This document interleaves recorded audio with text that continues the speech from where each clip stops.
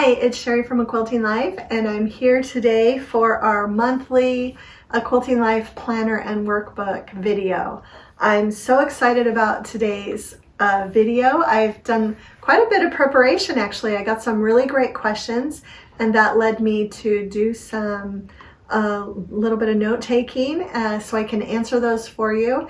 And also some people didn't leave questions, but they just actually left, kind of their own thoughts about what they're doing with the planner, and that was super helpful too and will help everyone else.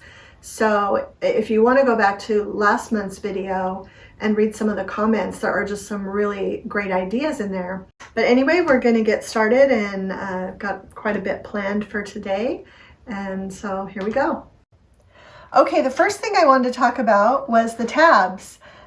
It was fun to get all the feedback that a lot of you were actually grateful that we didn't have the tabs. Some of you just didn't want them, and others of you wanted the option to pick your own tabs.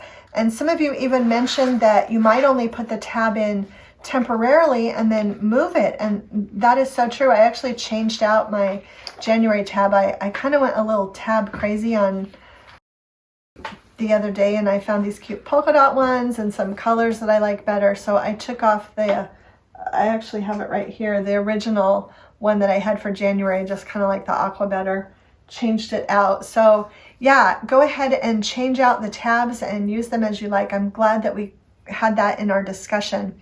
Another question I got was about the dates. I really like a Sunday start to my calendar, but that's the great thing. If you like a Monday start, you can fill in the dates as you like them. For January, I just wanted to show you what I did. I know it's after the fact, but I put the 1st and the 8th on this in the same box, just with a diagonal line. But that's what I did so that I'd have a full space for the rest of the month and have plenty of room to write.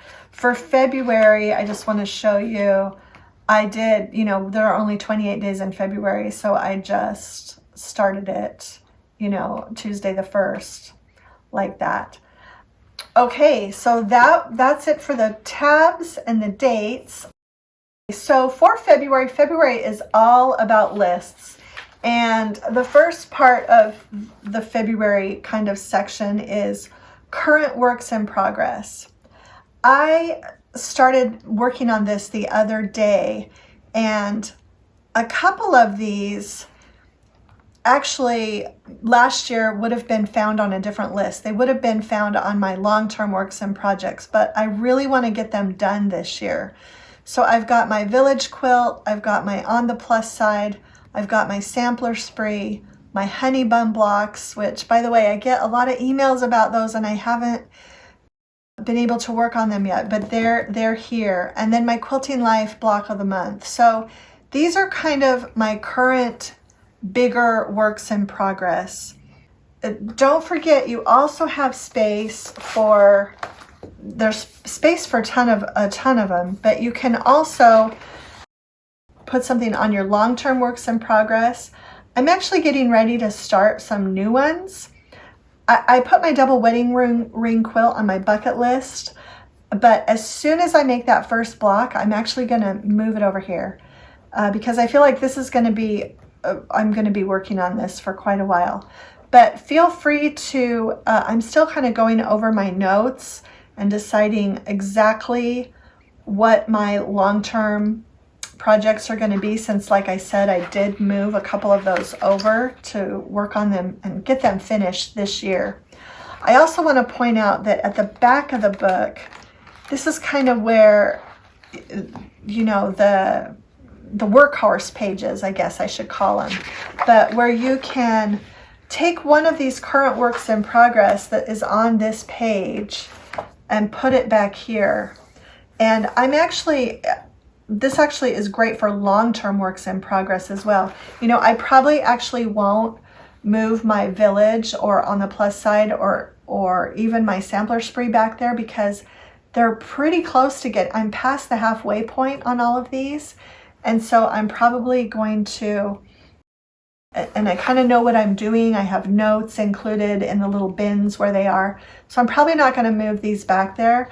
But my double wedding ring quilt, that is probably going to be the first one here because I'm going to list everything, and I'm still in the fabric choosing process for that. I'm going to have my first sample block made before the end of this month. I'm actually filming this in January, and that was one of my major goals, was to get that first double wedding ring block pieced. And so once I piece that block, I'm going to fill out this page, and I can even show it to you next month when it gets done.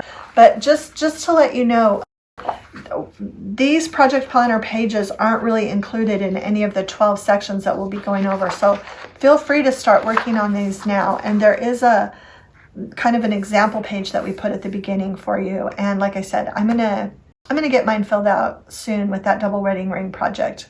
So that is kind of the February goal, is to go through your lists and get them into the book, into the planner and workbook. Now, we had some really specific questions that I also want to address today. The first one, actually 2 of them were from Jackie, and she said, as we go forward, she's wondering if I keep my business, personal, and family plans all on the same list. And she kind of asked, do I have a top 3 for everything? And I actually do. I have a separate planner that I use for my business, and I have a daily top 3 and a weekly top 3 that I do in there.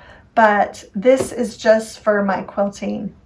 And I've tried a couple things. I think you just have to try and figure out what works for you. I've tried putting my personal planner in with my business planner, and it just wasn't working. So I actually have a really small, this is kind of it. It's really not a planner per se. It's more like a journal, I guess. But I kind of, for personal, go through on Sundays, and I just make a few notes. I've got quite a few. I even started this, wow, in 2020, I guess. And you know, at first when I started it, I was work, personal, blogging, photos, home. I was kind of putting it all in here. And but now I'm just using this for personal. So I'm just kind of on Sunday going through my personal things in here, and then I have a regular business planner, and then I have my quilting is all in here. So that answers that question for Jackie. She had another question about, do you plan for an entire year? And I find, I've tried this in the past, I'm going to do, you know, and you've probably seen it with New Year's resolutions. I'm going to do X, Y, and Z this year. I really find it's better to plan in smaller chunks of time. So monthly really is where I think, this is what I'm going to do this month. And then week by week, I adjust it as needed. Jackie said she calls it shiny object syndrome. And so, but what I think really, really works is that if you have those projects on this bucket list or the long-term list, then you don't have to worry about them every month. You can get to them when you get to them. And at the beginning of the month, you can say, what can I really honestly get done this month? But having them here puts them in a space where you won't forget about them and where you can always come back to them. So I feel like that kind of answered Jackie's question. Jennifer actually wrote in, and she wanted to know, number 1, how do you keep yourself going when you're starting a new system? And I thought that was a great question, because I've started and stopped things in the past. I mean, I even think with my kids, we had, you know, chore charts that only lasted a couple months, or things that they were going to do in the summer when there wasn't any school that only lasted a couple weeks maybe. But I think that's fine. I think the secret is reevaluating, just coming back and taking what works and going on with what doesn't. And Jennifer also asked, when do you tweak the system if it's not working? And I say immediately. It really helps me to sit down once a week and go over everything. And my business planner, which is actually my Michael Hyatt and Company Full Focus Planner, has been the one that I've been using for my business. His weekly review section for your business actually has a section, what worked last week and what didn't. And so I kind of do that with my sewing too. What worked last week and what didn't. I can tell you just for an example this week, something that worked with my sewing was that on Saturday, I cut out 10 blocks and for my sampler spree, which is, you know, right here. I have 30 blocks left. I cut out 10 of them, and just over the next couple days, I got 5 of them sewn. Just, you know, when I had a few minutes here and there, I'd come in the sewing room and sew a block. And so that worked for me. And so, you know, it's kind of just like thinking about if it's not working, tweak it right away. The last question that I wanted to answer was, what does my weekly planning look like? And so I actually have I'm going to put this on the screen. So this is kind of what I do next on a weekly basis. And I didn't write down the name of the person who asked this question, but she said she was a visual person and she just wanted to kind of see. So I wrote it down. And so what I do for work every week is I first make a list of what I finished. And I think that's really important. I've been doing this for about a year and it is super helpful. I think it gives you a small pat on the back and keeps you going. Second, go over the tasks that weren't completed and I move them over to the next week. So I go through that and then I review my master list of tasks and I add and subtract as needed. That's kind of the tweaking the system as you go. So that's something that I do for work every week. And I have a lot of my master task lists for work are in this book, even though it's kind of personal, it's kind of work too. But my full focus planners that I use, they're a quarterly thing. And so I like to have it in here where I'm going to have it for a longer time. Okay, then for quilting, I do the same thing. I look at my finishes, and that actually brings me to the point that we did have a question. Somebody said, what is a finish? And I say a finish can be anything you want it to be. I consider something a finish if I make a block. I consider something a finish if I make a table runner and have it ready to go to my quilter. But I also consider it a finish if I put the binding on it and it's completely done. So those are all finishes in my book. So I go over my finishes, and then number 2, I reprioritize my sewing and organizing that I need to do in the sewing room for the upcoming week. And I put in parentheses, I reprioritize all the time.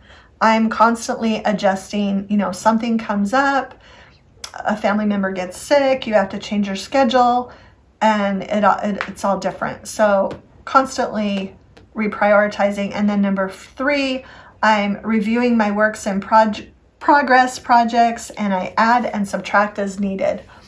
I also saw something really recently that's a great idea.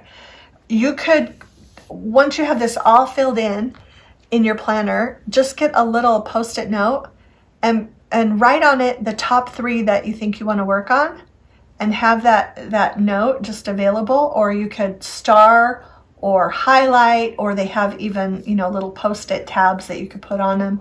Then when you have some time, you can look at that and boom, you're probably going to feel like working on at least one of those 3 projects. So I thought that was a great tip.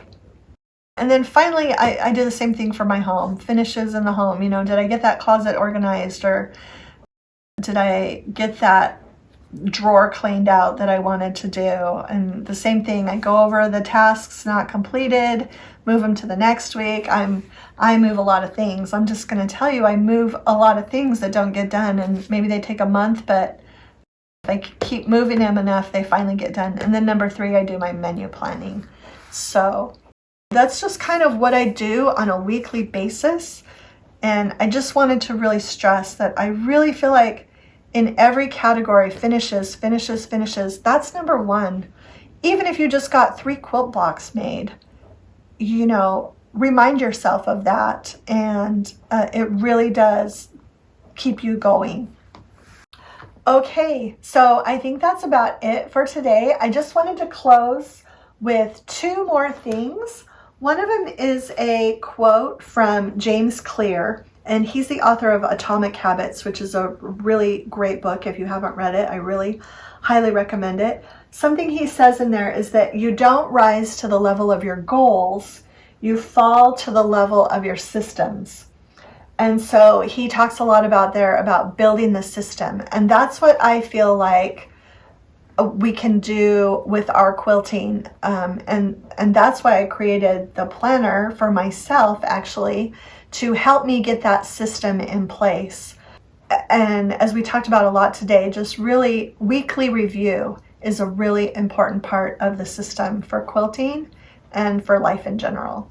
And I hope that you'll enjoy filling out these lists over the next month, and I'll see you back on the first Monday in March for our next planner video.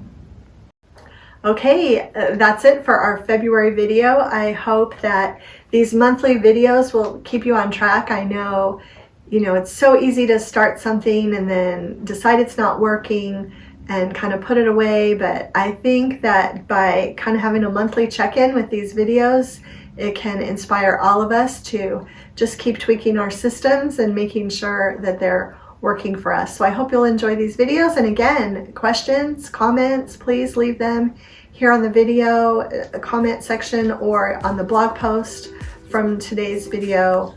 And if you enjoyed today's video, please share it with a friend, hit the like button, and subscribe to our channel if you haven't already. Thanks so much for stopping by.